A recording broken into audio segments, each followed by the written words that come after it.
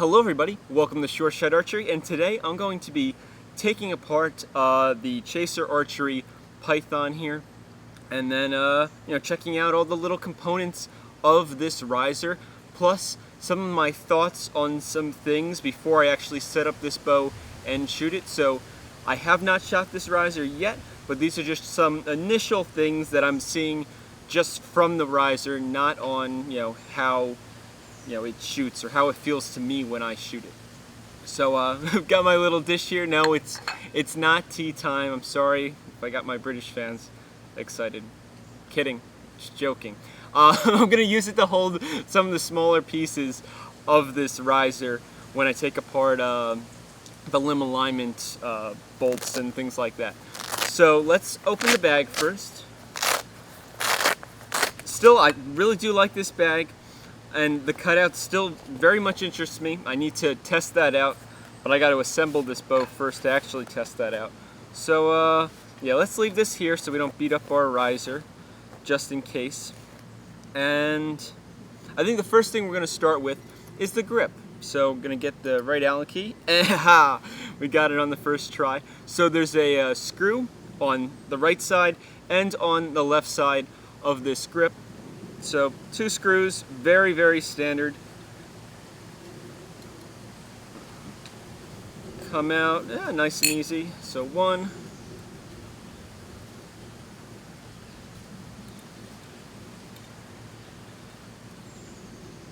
2. All right, and let's see what's under the grip. Just out of curiosity. Oh wow. Whew. Now that's some now that is some manufacturing tolerances right there. We'll get to that in just a moment. Very clean under the grip here. I know for other companies such as Hoyt, they usually stick the serial number of the bow under the grip. For this bow, it is actually on the bottom part of the bow. But anyway. Just always interesting to check out like how much material they took away from in here.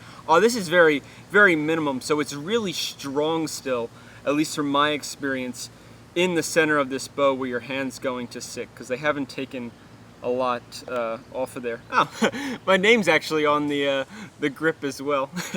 That's pretty cool. Back to the grip and how it fits. Really snug, like no screws, really snug. That is awesome, because what you're not going to have is there's not going to be any wobble in this. This has no screws, and I can't wobble it back and forth. Other companies have definitely had major issues with wobble in their grips. And that had something to do, with their manufacturing tolerances. They weren't making sure that their grips matched up really well to their risers. So if Chaser Archery is doing this, consistently and with every single riser, just like this, that's going to be something. That's going to be something else. That's a really nice, level of quality, and you can see how well it fits right into the bow. Very, very cool. So that was actually a fun little treat to find out. So we'll take that off, put that aside. I think that one can just sit there.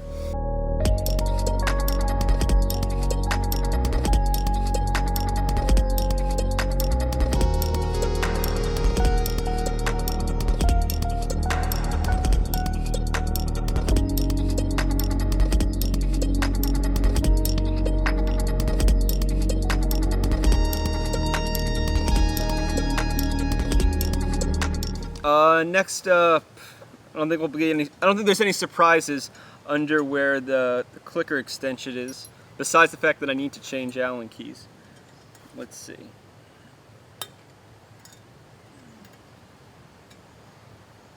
Oh, another note too. We're gonna keep an eye out on this, the entire teardown here. So yep, just 1 screw, 1 piece. We're going to keep an eye out on the anodizing, the paint job of this bow, because other companies, okay, so this is a really premium, priced riser. So I expect the paint job on it to be of premium caliber. They better not be missing any spots, because I've had risers in the same price range as this actually have missing paint spots in cutouts and where the grip lays and things like that. And so far, it's been really impressive. It looks very, very consistent, even into the screw holes and stuff. Of course they've all been cleaned because the screws come in and out quite easily, but they're even nicely finished. So overall, looking really good so far. I think we're going to get into the limb bolts now and see what they look like when we take them out of the bow. Now, you might be kind of curious, Anthony, why are you doing this? Well, for me, I kind of do this with every single one of my risers to begin with. I just haven't put it on video because I like to see how long they make something like, the limb bolt here. Some of them are kind of short and other ones are like abnormally long. So it's nice to check out. And since I haven't done anything to this riser, it doesn't even have an arrow rest on it, I'm not worried about, messing around with something because I can just readjust everything. I'm not going to screw up the tune of my bow or anything like that, and I can, see how the whole thing is put together and how well it's made, or how not well it's made, depending on the riser. Okay, so I have one of the two limb bolts out. Still really impressed with the intricacy of the design of this limb bolt. They've actually put time and effort into designing this limb bolt, unlike some other brands which they got their own thing going, but this is very unique, and it'll be interesting to see if other brands don't try to pick up on this in their own fashion. Other than that, very standard. You got your set screw in the back that as you screw it in, it pushes this out, locking it all into place. Yeah, all standard stuff. Really nicely made though, overall. I'll take the other one out just for, consistency's sake.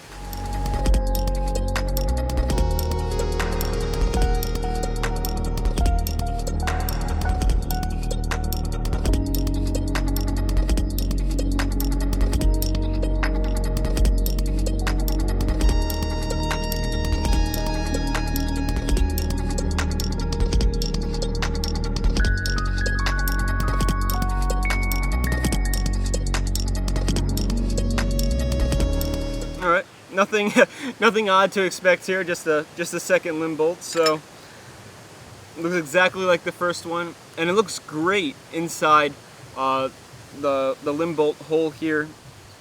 Everything's nicely finished, looks really good. So as I go through taking apart this bow, I've been checking all the different holes and everything, all the cutouts, and even where the limb bolt sits, and I really don't see any inconsistencies in the paint job of this. So at least you're definitely getting your money's worth on the painting or anodizing of this riser, and that's something they didn't skip out on, because that's really annoying if you spend a lot of money on something and it's not even painted well at all. That's always a kicker. But so far, really nice, and I don't think I'm gonna find anything at this point, because I would have seen it in some of these really small cutouts and stuff like that if it was gonna be like a really cheap, low budget job. Alright, next up I'm going to take apart the limb alignment system back here. There's actually directions to this, and I'll have to follow them when I reassemble it. So there's one side you're supposed to loosen first before the other. Yeah, I'm pretty sure I got it spot on. If not, I'll fix it before I actually. Well, I'll have to fix it before I actually tune the thing. But slides out very nicely. All right, and here we have our first limb alignment bolt. So we have what was it, 3? No, we got several shims. Okay, because I know one side. So one side of the limb alignment system on this bow is storage, and the other side is adjustment, from at least reading the directions. And it looks like you have a lot of adjustment available to you, because there's about 5 shims here on this side that are still locked in, and then we have an additional 5 here. So plenty of shims, not counting the ones that are in the bag still. If you watch my unboxing video of this riser, they actually sent a little baggie full of shims. So plenty of shims. I know for other bows they'll send about 2 to 3 shims per side. Here you have 5 shims per side plus extra. So they want to make sure that you're going to be able to align your limbs if there is some type of limb alignment issue. From my experience, I did actually have a riser from another company that didn't give me enough shims. I actually had to take them off another bow so that I could align my limbs on that riser. I don't know. That was a hassle, because it's really hard to get your hands on shims sometimes for some of these companies. Okay, so we got that. Limb alignment block's nice and solid. Looks good. Oh, okay, awesome. I did not notice. It actually has adjustment, tighten first, and then it says storage, tighten later. So very cool. It's actually on here. I did not see that, and it's also on the bottom one as well. So you actually don't need like the directions handy. It's already telling you on the bow how to set them. So that's really cool. You don't have to run around with your directions if you go to your range and leave your steps at home.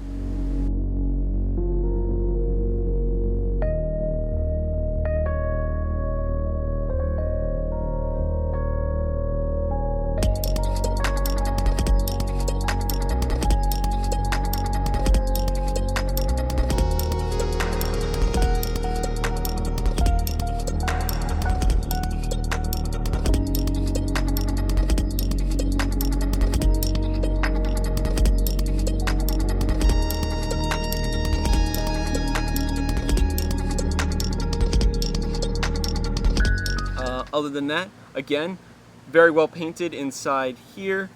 Everything looks really good. And just slides right back in. Nice and easy. Very cool. Let's see. Check out the other side. Yep, same thing. It's a little piece here. Very well painted, no missing spots. And just really consistent, and it looks like some really good quality.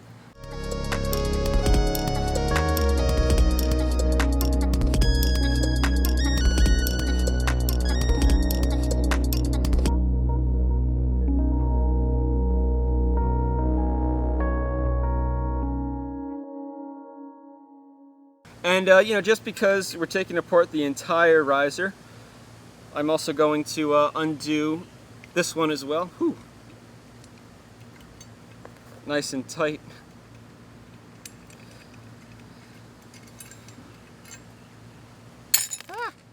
I'm making a disaster out of this. Okay, there we go. We got that. That one slides out.